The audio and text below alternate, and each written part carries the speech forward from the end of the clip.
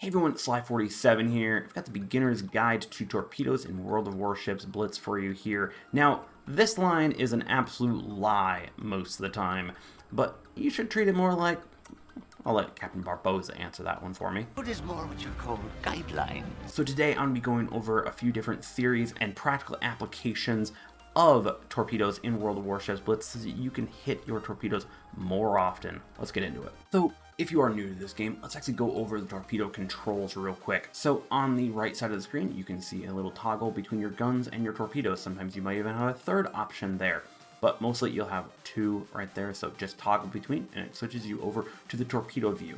Those blue areas that you see are the areas in which you can actually fire your torpedoes and your torpedoes can launch out from. Outside of that, they cannot launch in that area, and even clicking the fire button will not launch them. To switch over from a wide or a tight spread, you will click the button that is similar to where your ammo type is. That allows you to dictate exactly how your torpedoes will be placed once they are launched. So from here, lastly, I did want to cover that your torpedoes, yes, do have traverse time, so make sure you are pre-aiming or pre-turning your torpedo tubes to make sure that they are in the effective area to fire when you want them in order to make sure that you can launch your torpedoes perfectly. Now, let's actually talk about launching your torpedoes and what type of ideas and thoughts you want to be having when you are launching them. So first off, let's handle some terminology and a general idea that's probably the easiest to understand off the bat, which is betting the farm, putting your chips in all one basket, putting it all on red type of idea. Right here is just launching your torpedoes center lined just straight at the target right there. So you are betting that that person is going to take all of your torpedoes and they're going to be right there because of course your torpedoes take time to get there and that ship takes time to get to that exact position. So the intersection point, you believe they're going to be right there, right where the guideline tells you. And trust me, it works more often than you'd like to admit. It does. But that is one idea. Now, from here though, is I actually want to introduce you to what I like to kind of call a half and half trick. This is specifically used on ships that you're kind of noticing they're moving more often. They're not just sailing in a straight line. Now, what you're going to do is you're actually going to have your indicator just slightly off halfway to the left and halfway to the right. This will allow to give you a little bit of a better spread when firing to allow it so that if that person changes their course just a little bit, they're still going to take a few, but you still generally have a kill box in the middle for them that if they run into, they will generally take most of your torps. It's a general safer bet that I like to take, and doing that half and half trick allows you to better hit your target at longer ranges because occasionally you will notice that as your ranges in this game get further out with torpedoes, of course, your spread will get wider as well. So building out this better almost shotgun pellet effect in a half and half trick will allow you to generally hit at least one or two torpedoes, even if that person moves in some slight way, allowing you to hit your torpedoes more often. Another tactic is zoning torps or area of denial torps or going fishing.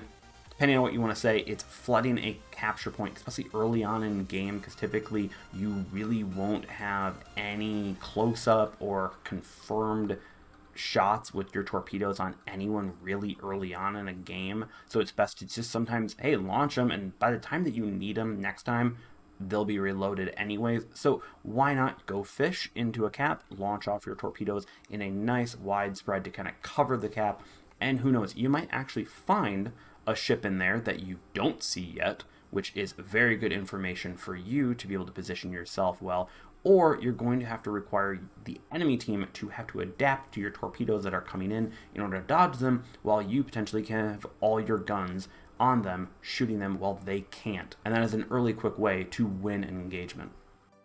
Now, we have definitely talked a good bit about ships that are mostly broadside or just, hey, you're going to launch off some torpedoes and see if they hit. Let's actually talk about some harder situations that you have to really gauge when you are in them. So let's actually talk about when a ship is coming towards you, giving a smaller silhouette than normal. What you're going to want to use is use the guideline in order to aim your torpedoes specifically behind the target. So what you're going to be wanting to do is trying to make it so the target just has to turn into them.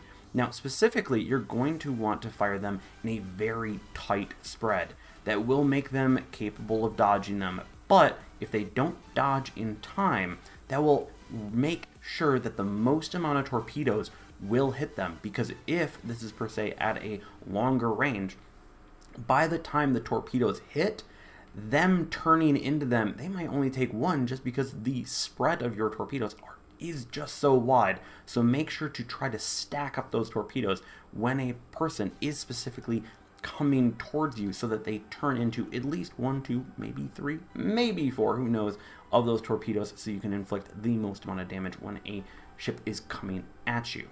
Now let's talk about the opposite of the situation. These torpedoes now have to worry about their range, because this ship might move out of your range if you are firing at a longer distance, so you have to make sure you're not firing off and just wasting torpedoes on nothing.